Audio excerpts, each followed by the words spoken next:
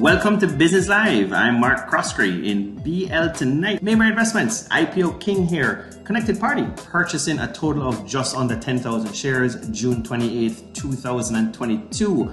Next up, we got Lumber Depot Limited, resignation of a director here. Lumber Depot really been rolling and cracking, brought in some new shareholders recently, also some board changes. Another board change here has advised that Queen's Counsel, that's QC, Mrs. Simone Mayhew, has resigned as a member of the board and also the audit committee of the company with effect end of June 30th, 2022 this year. Now, Sagicor Select Funds, that is the updated net asset value here, the NAV. Sagicor Select Funds advisory to the JSE. This is not the market price, but the net asset value as of June 29th. And it's two different ones. There is a financial and actually the manufacturing and distribution. Now for the financial, just under 77 cents per share. That's the net asset value. And for manufacturing and distribution, cruising in at Jamaican $1.13 per share. Now, Proven Investments, one of the largest, private equity companies, not just in Jamaica,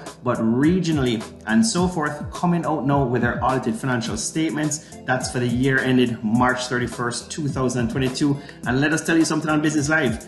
Total assets surpassing here, jumping, flying past $1 billion in total assets. These are the audited financials again. Total assets, $1.14 billion. Net operating revenue improving, actually jumping nicely for Proven, $36.7 million versus $23.2 million, and net profit also jumping nicely. EPS, or earnings per share, a bit down, but net profit on an absolute figure, $15.48 million versus $13.09 million year over year.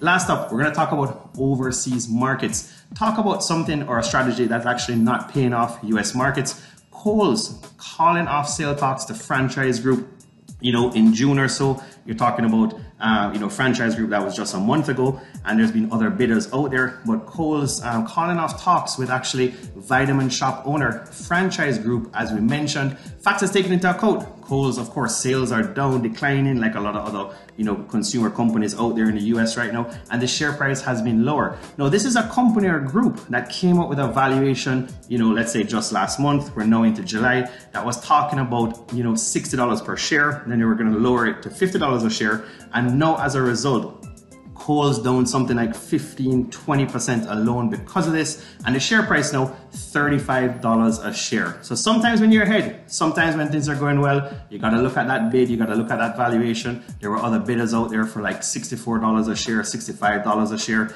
This company, $60 a share, $50 a share. Kohl's now as a result, decline in share price, decline in sales. We know what's happening, potential US recession. Kohl's share price in the $30 range, $35 a share. Have a fantastic weekend. I'm Mark Croskery. This is Business Live.